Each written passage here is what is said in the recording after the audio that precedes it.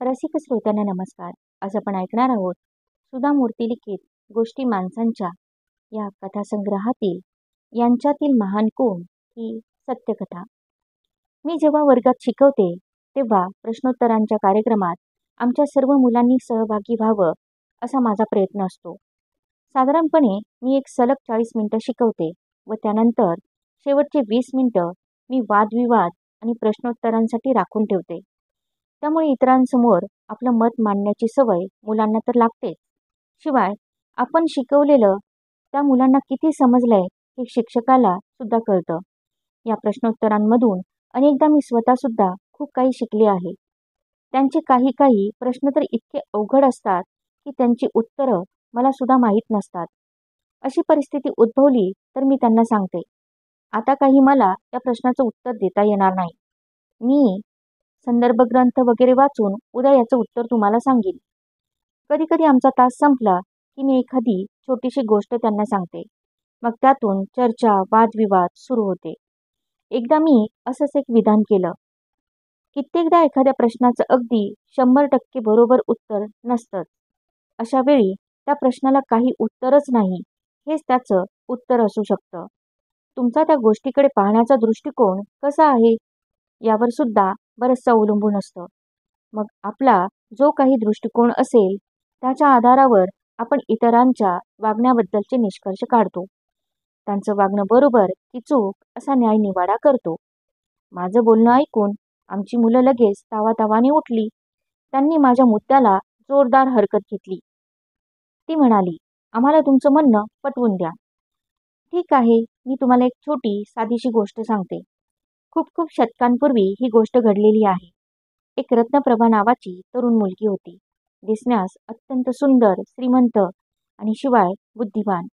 तिनं आपलं सर्व शिक्षण पूर्ण केलं आणि नंतर आपल्या गुरुजींना विचारलं, मी गुरुदक्षिणा म्हणून आपल्याला काय देऊ?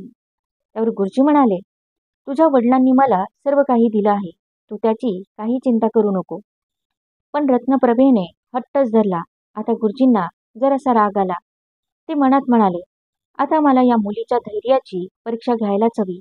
आता हिला अशी अवघड अट घालतो की तिला ती पूर्ण करताच येणार नाही. म्हणजे मग मला सारखी त्रास देणार नाही ही. मग ते रत्नप्रभेला म्हणाले, अमावस्येच्या रात्री तू नखशिखांत दागदागिन्यांनी मडून सजून एकटीच माझ्या घरी ये. रत्नप्रभेच्या आणि गुरुजींच्या घरांच्या मधोमध एक घनदाट अरण्य होतं. रस्ता अत्यंत खराब होता. अरण्यात हिंस्र श्वापदं होती. वाटेत एक नदी पार करावी लागत असे. रत्नप्रभेने क्षणभर विचार केला आणि ती आपल्या घरी निघून गेली. गुरुजी मनोमन खुश झाले. त्यांना वाटलं, आपण बरं हिला गप्प केलं. अखेर अमावस्येची रात्र आली. रत्नप्रभेने अंगावर दागदागिने चढवले आणि ती गुरुगृही जाण्यासाठी सज्ज झाली. तिच्या वडिलांनी ते पाहिलं व ते अतिशय अस्वस्थ झाले. तू आत्ता अशी अवेळी कुठे निघाली आहेस? त्यांनी तिला विचारलं. त्यावर रत्नप्रभेने घडलेली हकीकत त्यांना सांगितली. तिच्या वडिलांना तर धक्काच बसला. ते म्हणाले, तुझे गुरुजी सज्जन सत्शील आहेत. तू त्यांना इतका त्रास दिला असशील की तुला धडा शिकवण्यासाठी त्यांनी तुला असं करायला सांगितलं असेल. माझी आणि त्यांची चांगली ओळख आहे. मी उद्या जाऊन भेटेन त्यांना आणि सारं काही स्पष्ट करून सांगेन. तू आता काही जाऊ नको. ते नक्की समजून घेतील. ते तुला क्षमासुद्धा करतील. तू त्यांच्या मुलीसारखी आहेस. पण रत्नप्रभेला ते काही पटलं नाही. तिने जाण्याचा हट्ट धरला. तेही गुरुजींना वचन दिल्याप्रमाणे एकटीनंच जाण्याचा. अरण्यात हिंस्र श्वापदं होती, तरी पण ती एकटी चालू लागली. अरण्यात अचानक तिला कोणीतरी थांबवलं. तो एक तरुण चोर होता. त्याने आयुष्यात एवढे मौल्यवान दागदागिने कधीच पाहिलेले नव्हते. आज आपली चांगलीच कमाई होणार या विचाराने तो खूप खुश झाला. त्याने रत्नप्रभेला थांबून आपल्या मनात काय आहे ते स्पष्ट सांगितलं. पण रत्नप्रभा क्षणभरही विचलित झाली नाही. ती म्हणाली, मी नखशिखांत दागिन्यांनी मडून तुमच्या घरी येईन. असं वचन मी माझ्या गुरुजींना दिलं आहे आणि मी दिलेला शब्द नेहमीच पाळते. पण मी माझ्या गुरूंना भेटून परत येताना हे सर्व दागिने तुम्हाला देईन. तिचं उत्तर ऐकून त्या चोराला फार आश्चर्य वाटलं. त्याने तिला जाऊ दिलं. पण तिच्या मागोमाग गुपचूप तिचा पाठलाग करत तोही निघाला. आता नक्की काय होणार हे त्याला बघायचं होतं. रत्नप्रभा गुरुजींच्या घरी जाऊन पोहोचली. तिने त्यांचा दरवाजा ठोठावला. गुरुजींनी दार उघडलं. दागिन्यांनी मडलेल्या रत्नप्रभेला पाहून त्यांना आश्चर्याचा धक्का तर बसलाच, पण खेदही वाटला. ते म्हणाले, मला वाटलं तू माझं बोलणं विनोद समजून हसण्यावारी नेशील. तुला नाउमेद करण्यासाठी मी आपलं तसं म्हणालो. या एवढ्या संकटांना तोंड देऊन तू इथे येशील असं मला मुळीच वाटलं नव्हतं. तू घरी जा पोरी. माझे आशीर्वाद तुझ्या पाठीशी आहेत. तू आपला शब्द पाळणारी स्त्री आहेस. रत्नप्रभा माघारी फिरली. तेवढ्यात तो चोर तिच्या समोर येऊन उभा राहिला. ती त्याला म्हणाली, मी तुम्हाला हे सगळे दागिने द्यायचं कबूल केलं होतं ना, तुम्ही ते घ्या. त्यावर तो चोर हसून म्हणाला, तुमच्यासारखी स्त्री सापडणं विरळच. मला तुमच्याकडून काही सुद्धा नको. तुमच्यासारखी माणसं काही नेहमी भेटत नसतात. रत्नप्रभा घरी पोहोचली. दारात तिचे वडील तिची वाट पाहत होते. तिला पाहून त्यांचा ऊर अभिमानाने भरून आला. अत्यानंदाने ते तिला म्हणाले, तू मोठ्या धीराची आहेस. तू दिलेला शब्द पाळलास. आता घरात ये आणि विश्रांती घे बघू. आज तू खूप मोठा प्रवास करून आली आहेस. माझी कथा सांगून संपली. पण मुलांना ती मुळीच आवडलेली दिसली नाही. मुलं म्हणाली, एवढं मोठं असं काय आहे या गोष्टीत?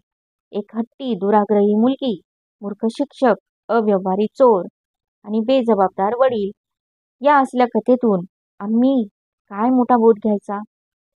मी त्यांना म्हणाले, हा तुमचा त्या गोष्टीकडे पाहण्याचा दृष्टिकोन आहे. पण मी या कथेचं विश्लेषण वेगळ्या दृष्टीने करेन. धैर्यशाली रत्नप्रभा, कनवाळू व सहृदय शिक्षक, उदार मनाचा चोर आणि आपल्या मुलीच्या शब्दांना व मताला किंमत देणारे जबाबदार वडील. आता मला असं सांगा, तुमच्या या गोष्टीतील सर्वात महान व्यक्ती कोण? त्यानंतर वर्गात एकच दंगा सुरू झाला. मुलं आपापसात वाद घालू लागली. मी नुसतं हसून त्यांच्याकडे पाहत राहिले. त्यानंतर त्यांच्यातील एक गट उठून उभा राहिला व त्यांचं म्हणणं असं पडलं, मॅडम, आमच्या मते यात रत्नप्रभेलाच थोर म्हणावं लागेल. कारण आपल्या पुढे कोणती संकट वाढून ठेवली आहेत याची तिला पुरेपूर कल्पना होती. पण तरीही ती विचलित झाली नाही. तिच्या वडिलांनी तिला विरोध केला. चोराने तिला घाबरवलं. अरण्यातील श्वापदांची भीती तर होतीच. पण तरीही तिला असं वाटत होतं, आपल्या गुरूंना गुरुदक्षिणा तर दिलीच पाहिजे. पण मॅडम, आमच्याकडून तुम्ही मात्र असली काही गुरुदक्षिणा मागू नका हं. यावर हास्याचा एकच कल्लोळ उठला. मी मात्र त्यांच्या या स्पष्टीकरणावर काहीच प्रतिक्रिया व्यक्त केली नाही. यानंतर दुसरा गट उठून तावातावाने वाद घालू लागला. आम्हाला नाही हे पटत. त्या रत्नप्रभेने काय असं मोठं करून दाखवलं? ही हट्टी आणि दुराग्रही मुलगी होती. आमच्या मते तो चोरच सगळ्यात थोर म्हणायला हवा. कारण नेहमी चोर दुसऱ्याला लुटत असतात. मग त्या माणसांना ते काही स्पष्टीकरण विचारत नाहीत की नंतर त्या माणसाचं काय झालं याची पर्वाही करत नाहीत.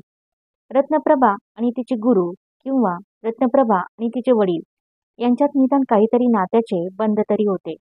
त्यांचा एकमेकांशी काही संबंध होता. परस्परांविषयी निष्ठा होती. पण त्या चोराचा तर या सगळ्यांशी काहीच संबंध नव्हता. त्यामुळे त्या चोराला तर महात्माच म्हटलं पाहिजे. त्या गटाचं म्हणणं पुरं होण्याआधीच पुढचा गट उठून आपलं म्हणणं मांडू लागला. ते त्या गुरुजींच्या बाजूचे होते. खर तर सर्वात थोर ते गुरुजीच होते. आपल्याला गुरुदक्षिणा देण्याची चिंता रत्नप्रभेने करू नये असं त्यांनी तिला स्पष्ट सांगितलं होतं. पण ती हट्टीपणाने त्यांचे ऐकेना. तेव्हा त्यांनी मुद्दामच अशी अवघड अट तिला घातली. ती त्यांच्या दारात येऊन उभी राहिली तेव्हा त्यांना आश्चर्याचा धक्का बसला आणि तिची काळजी वाटली.